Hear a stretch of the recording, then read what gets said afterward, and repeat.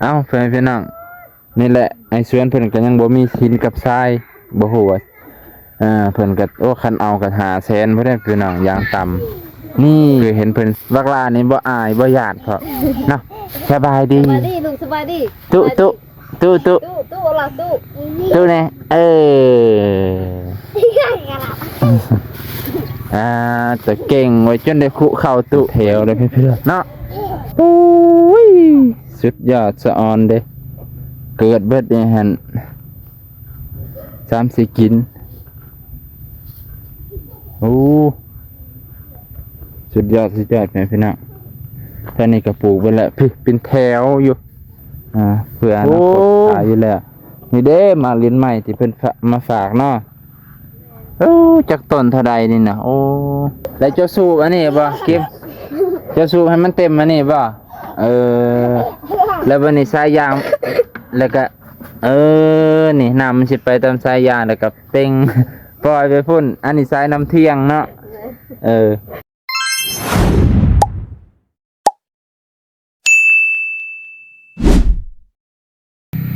สบายดีพ่อแม่พี่น้องเบิดสุขูสุคนเส้นเก่าเส้นเคยและก็ยินดีต้อนรับเข้าสู่2บ่าวนงพาเลาะให้พี่น้องมื้อนี้บ่าวนงจะพาเลาะไปทางใดมารับชมน้ำกันไปพี่น้องช่วงเช้าของวันที่13เนาะบรรยากาศมันนี่ก็ถือว่าครึ้มนะน่าจะเบิ่งขี้เมฆนี่ครึ้มๆพ่อแม่พี่น้องบ่ค่อยมีแดดปานใดหลังจากเมื่อวานนี้บ่าวน้องก็ไปเฮ็ดเวียกเฮ็ดงานทางเฮือนไอ้นวลเนาะตอนค่ำก็ไปหาเฮือนเอ้ยพรพ่อแม่พี่น้องป้าตัวเบิดมือมื้อนี้ก็สิมาเฮือนผู้ใดเนาะพ่อแม่พี่น้องเบิ่งบรรยากาศทางหลังคือสิจือกันเนาะเพราะว่าบ่าวน้องก็ได้คุยกับแม่เพิ่นมื้อก่อนหลังจากที่บ่าวน้องได้เฮ็ดห้องน้ำแล้วก็มีเรื่องที่ต้องคุยก็คือปูนมันเหลือ2 สอบไปพี่น้องเหลือ2 สอบเลยบ่าวนงก็เลยปรึกษาแม่เพิ่นว่าปูนเหลือ2 สอบสิเฮ็ดจังไดดีเนาะว่าจะไปให้เอ้นวลกะเพิ่นมีแล้วก็เลยบ่าวนงว่าแม่เพิ่นว่าให้เบาสวนซะเบาสวนเพิ่นจะได้เทพื้นทางหน้าบ้านไปพี่น้องเทพื้นทางหน้าบ้านเนาะเห็นเพิ่นว่าเทยังบ่แล้วก็เลยโอเคตกลงกันว่าให้ไอ้สวนมาเทพื้นหน้าบ้านดีกว่าให้พี่น้องเช้านี้ก็เบาสวนเพิ่นก็ไปเอาแต่เช้าให้พี่น้องช่วงนี้เพิ่นบ่ได้ไปไสเพิ่นครัวเฮ็ดแต่กับสวนเพิ่นเนาะสวนเพิ่นกำลังลงใหม่ลงมือกำลังปลูกผักปลูกหญ้าให้พี่น้องช่วงนี้เดี๋ยวสิพาไปเบิ่งหน้าบ้านแล้วก็ไปเบิ่งสวนเพิ่นที่พ่อแม่เพิ่นได้ฝากพืชผักให้เพิ่นปลูกในอาทิตย์ที่แล้วให้พี่น้องโดยที่ไอแซนเพิ่นมาส่งให้กับบ่าวสาลีเนาะไปเบิ่งบรรยากาศน้ำกันก่อนอื่นก็ฝากกดไลค์กดแชร์กดติดตามเพื่อเป็นกำลังใจทุกการรับชมทุกการกดแชร์กดไลค์คอมเมนต์ลินคอมเมนต์ให้กำลังใจนั่นคือกำลังใจของบ่าวนงให้พี่น้องเห็นคอมเมนต์แต่ละเทื่อนี่บ่าวนงก็ดีใจขอบขอบใจขอบพระคุณหลายๆเด้อพี่น้องเนาะบ่าวนงกะสิพาไปเบิ่งบรรยากาศน้ำกันเลยพี่น้อง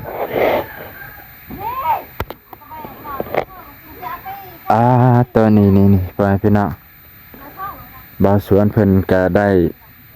มี2 เสาเลยเด้อเนาะเสานี่เพิ่นมี2 เสาเลยเพิ่นอยากเกยเอาทางหน้าบ่ว่านี่2 เสานี่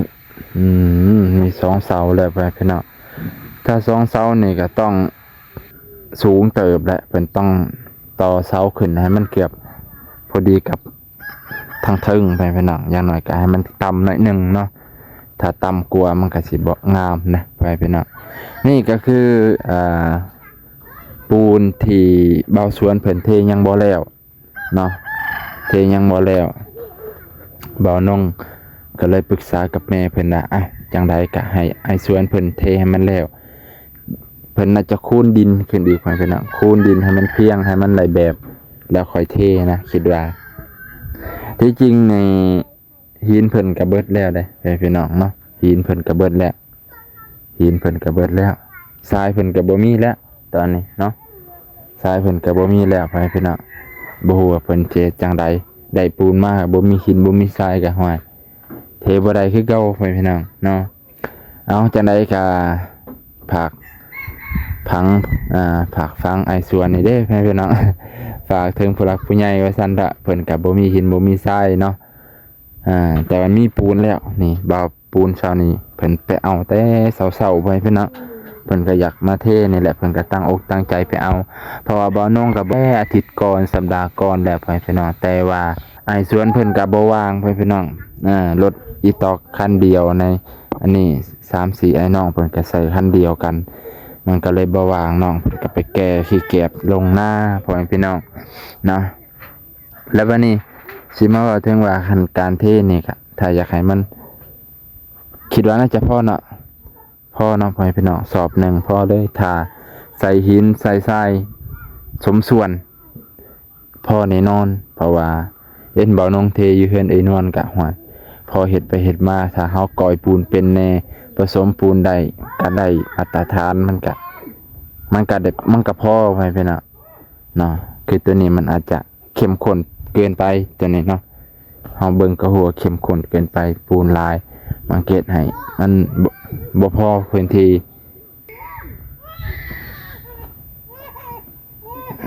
เป็นไง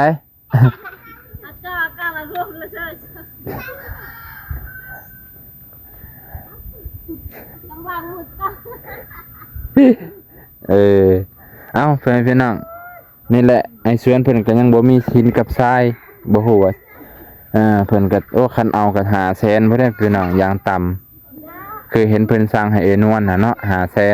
500,000ขนาดแสนนี่น่าจะพอเลยได้พี่น้อง500,000นี่พอดีเลยเนาะ500,000น่าจะพอดีเลย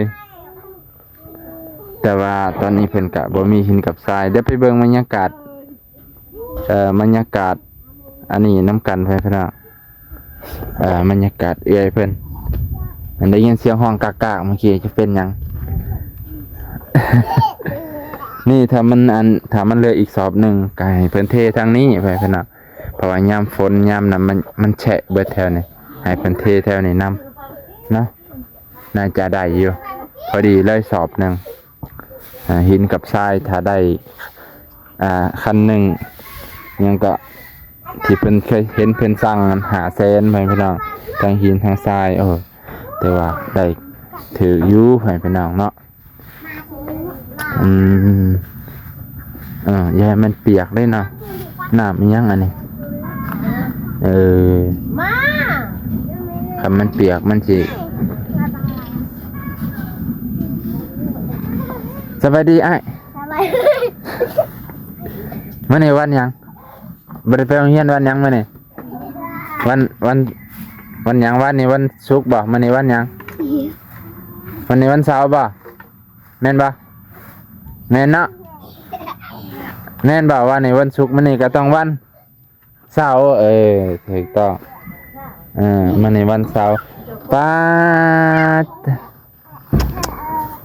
เบิ่งลูกเพิ่นคือจบคืองามใส่เสื้อผ้าอาภรณ์สะอาดสะอ้างปึ๊ดตกไปพี่น้องสะออนเด้สะออนใส่เสื้องามอีร้อยก็ใส่เสื้องามมื้อนี้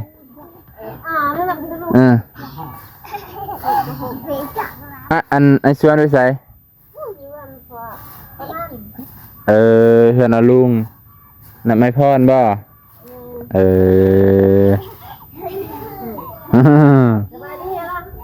มาสบายดีเนี่ยสบายดีโดยสบายดีนี่บักลานี่บ่อายบ่หยาดเพราะเนาะสบายดีลูกสบายดีตุ๊ล่ะตุ๊เนี่ย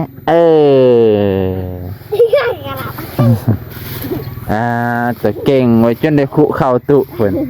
เนาะ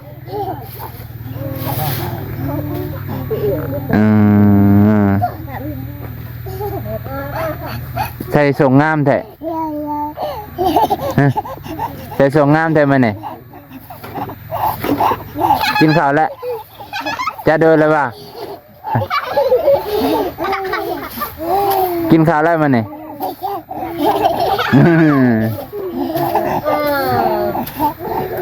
พวก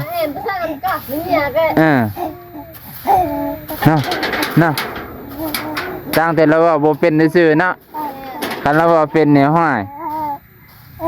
สิละ ไม่พอเป็นนะ เออ ทิ้น ว่าพ่อว่าแม่เอิ้นพ่อเอิ้นแม่ได้แล้ว เงิน เออไม่คันเราใหญ่ขึ้นมานี่แล้วได้สิได้เป็นผู้ตอบแทนถึงจะบ่แม่นเราเป็นฝรั่งบ่นี่ผมเราคือเป็นจังซี่ ว่าพี่น้องคือเปิดอยู่บ้านนาวาก็นี่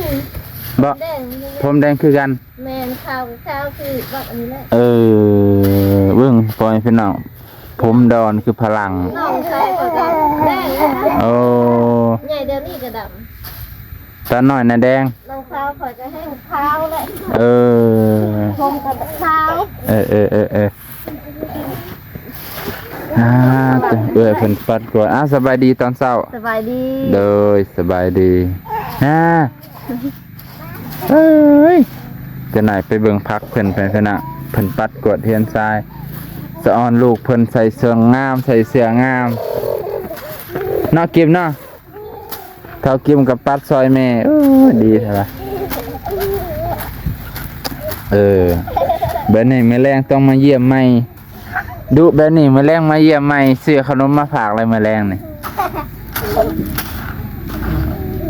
มื้อนี้คิดว่าเพิ่นสิลุยอันนี้คิดว่าเพิ่นสิลุยอันนี้นะยังก็ลุยเทพื้นจ้าเอแล้วบ่ย่านได้ดอลลาร์แล้วบ่ย่าน พุ่นต้องพุ่นย่านเบานุ่งสิแลนนี้ไว้เลย ย่านกล้องในทางพุ่นย่านยังคนกันเองนะ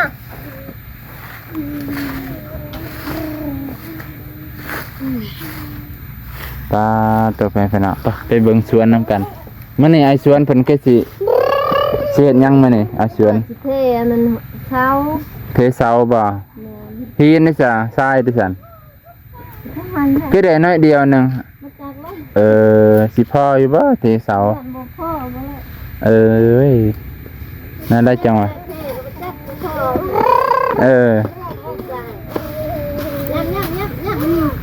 ไปพี่น้องมาเบิ่งบรรยากาศนำกันเกม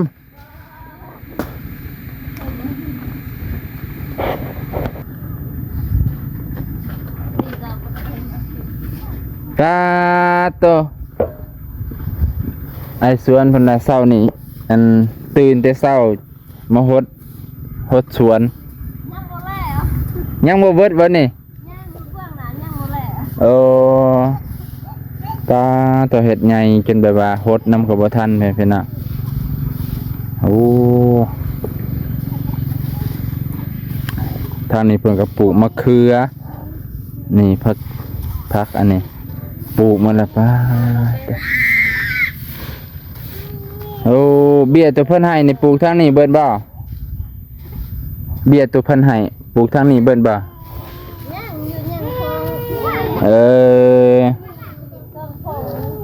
ป้าท่านนี่ก็แมนเบิดเนาะปลูกไปแล้วบ้านนี่เห็นมันแตกได้นี่หมักทั่วนี่หมักทั่วแต่เป็นแถวเลยเพื่อนโอ้ยสุดยอดสะออนเด้เกิดเบิดนี่ฮัน3-4กินโอ้สุดยอดแม่พี่น้องท่านนี้ก็ปลูกไปแล้วพี่เป็นแถวอยู่โอ้ดินนี่แบบนี้แหละดินเฮือนบ่อน้องก็เป็นแบบนี้เลย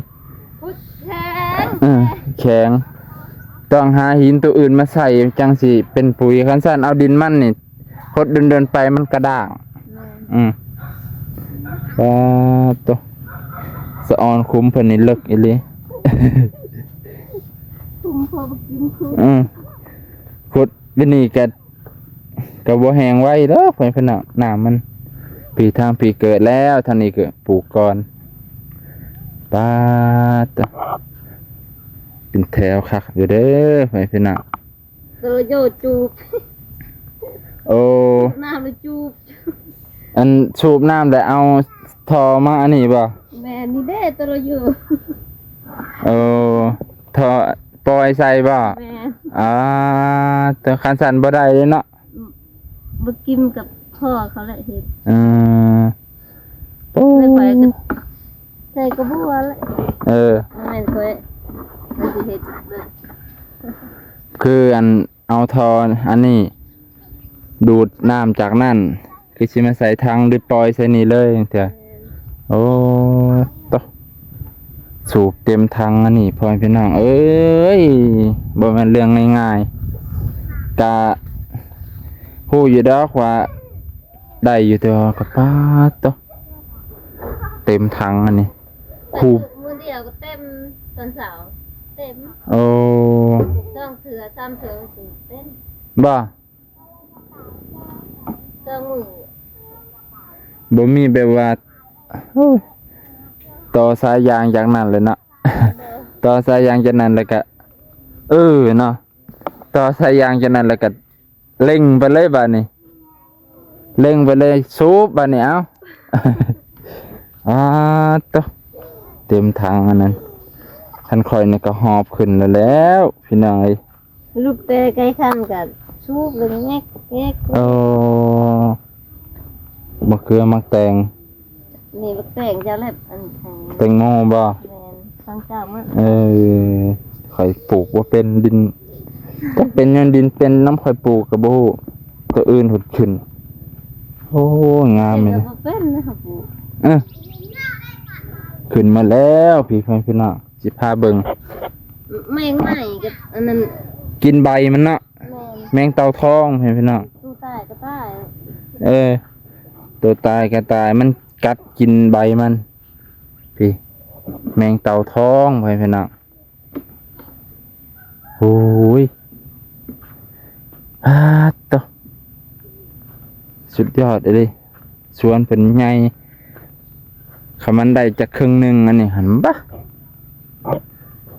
ขายเลยสำนี่ก็เราสิเห็ดขายอยู่แล้วเราว่าเพื่ออนาคตขายอยู่แล้วนี่เด้มาเรียนใหม่ที่เพิ่นมาฝากเนาะโอ้จากต้นเท่าใดนี่นะโอ้พี่1 2 3 มื้อนั้นว่า 3 ต้น เอาหมดก็สิเอาลายให้ 4 ต้น3 4ต้นว่าสิเอา อืม เอาหมดก่อน อยู่ห้านนำบ่ แม่น โอ้จักเราซื้ออยู่ไสน่ะ สิเนาะ ปลาตัวอยากได้คือกันต้นหมากลิ้นใหม่นี่เมื่อน่ะเห็นพ่อค้าขายตลาด อยู่เมืองชนก็มีแล้วว่ามันมีอยู่ บ่เห็นห้านพวกขายอันนี้แหละ เดินอยู่ตัวแล้วก็มี เออ ตลาดนัดก็ยังเขาว่าสิแล้วจ้ะ ต้นละ90ตลาดนัดอ๋อ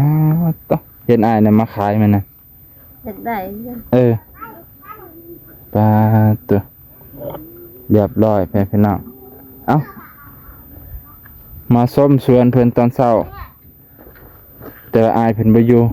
ไอ้สวนเพิ่นไปธุระเพิ่นมาเอาปูนแต่เช้านี่ที่ว่าใส่ท่อนี่แบบนี้เนาะแล้วเจ้าสูบอันนี้บ่เก็บเจ้าสูบให้มันเต็มอันนี้บ่แล้วบัดนี้สายยางแล้วก็นี่น้ำมันสิไปตามสายยางแล้วก็เป่งปล่อยไปพุ่นอันนี้สายน้ำเที่ยงเนาะแล้วก็เป่งใส่โอ้ยพ่อแม่พี่น้องไอ้สวนเราตั้งใจแฮงเบิกขนาดบ่มีใดบ่มีหยังแล้วก็อาศัยภูมิปัญญาเราหั่นแหละเราใส่ความคิดไอเดียของเราพาลูกๆเฮ็ดสูบเสนี่เพื่อให้น้ำมันไหลไปตามสายกันน้อยๆเพื่อนพี่น้องนี่เพื่อนพี่น้องสายยางที่ไอ้สวนเพิ่นใส่ต่อจากนี้แล้วก็ต่อไปสวนเบิ่งเพื่อนพี่น้องว่ามันสิเต็มไว้มันสิออกไว้นะสายน้อยๆมันก็ออกแห้งอยู่บ่กิมออกแห้งอยู่เนาะกรอกถ้ามันอยู่ถ้าอันนี้อยู่สูงมันแห้งสิออกไว้เนาะมันสิออกแห้งอันนี้มันต่ำแล้ววันนี้ทางพุ่นมันเถอะมันสูงมันก็ความดันบ่ถึง ไปปลูกผักบัวเป็นอาทิตย์แล้วยังบ่อันนั้น ยังบ่ขึ้นอยู่ ยัง คอยไปซื้อผักบัวอยู่แต่แล้วผักบัวหัวใหญ่เห็นมันสิเกิดแล้วก็เลยซื้อมาแหละติดเลยค่ะคักอยู่แบบนี้ของเอ้ยเพิ่นยังติดผักบัวน้อยมันเป็นจังซี่ เป็นอาทิตย์แล้วเขาบอกเขาอันนั้นก้นใหม่เลยเขาไปขายเลยเขาปลูกแล้วบ่ โอ้มันยังทันแก่เนาะ แม่นมันทันอันนั้นแห้งเลยเขาไปปลูกเลยบ่เป็นแห้งเลยบ่เป็น อันนั้นตายเลยเนาะ ผักกาดมันทีโพดเป็นสัตว์อะไรผักกาดนั่นนี่คอยก็ได้ลก บิดนะวานแต่บิดนะหมูดุดเลย มันก็เลยทมเนาะ แม่น มันทมแล้วมันก็เลยบ่ขึ้นมาบ่งามเอาสูบเบิ่งเก็บสูบเท่าเก็บสูบให้พ่อให้พี่น้องเบิ่งสาธิตสายาง เอาปากไปจุ่ม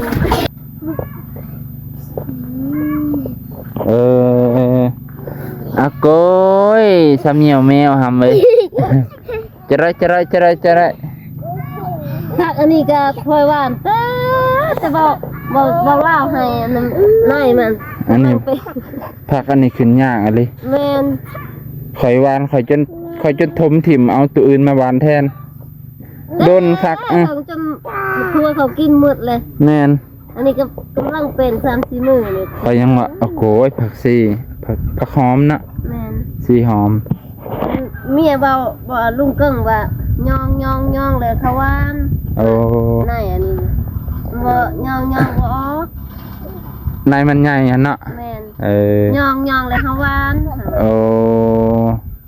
เมียลุงเกิ้งว่า ร้อยเพิ่นแนะนำมาเนาะ แม่น เออ ไล่บอก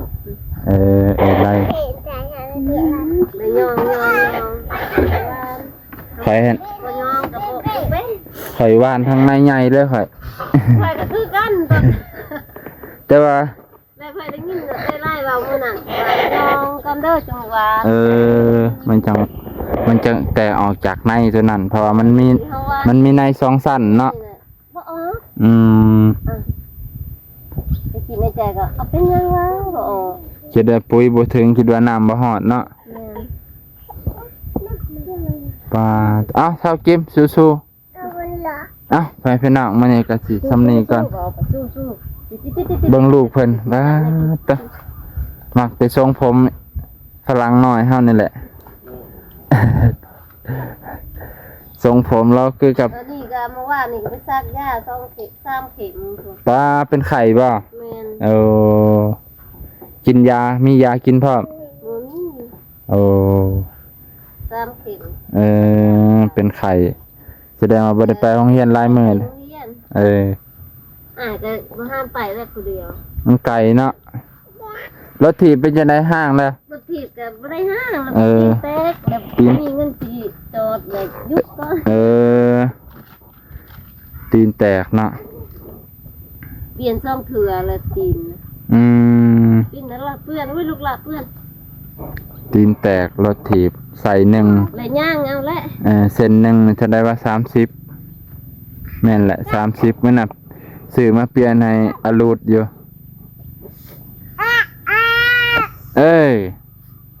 พ่อแม่พี่น้องมันนี่กะสิจบเพียงเท่านี้ก่อนพอดีไอ้ชวนเพิ่นกะบ่ได้อยู่เฮือนเนาะว่าน้องก็สิได้อำลาพาจากไปพี่น้องเบิดสุขูทุกคนเพียงเท่านี้ก่อนนะว่าน้องก็สิได้อำลาพาจากไปอีกบ่อนอื่นไปพี่น้องขอขอบใจขอบพระคุณหลายๆเด้อพ่อแม่พี่น้องเบิดสุขูทุกคนที่รับชมบรรยากาศครอบครัวไอ้สวนพาเบิ่งสวนแล้วก็พาเบิ่งมองสิเทปูนเนาะไปพี่น้องโอเคแล้วก็ก็ถึงการเทปูนของเพิ่นนี่แหละไปพี่น้องเพิ่นก็ยังบ่มีทรายนั่นแหละทรายกับหินนั่นแหละไปพี่น้องเพิ่นก็อยากเทแต่มันบ่มีแหละนี่เบิ่งซ้ำนี่เพิ่นว่าคือสิเทบ่ได้เนาะมื้อนี้ก็สิจบเพียงเท่านี้ก่อนไปพี่น้องขอบใจขอบพระคุณหลายๆเบิดสุขสุขคน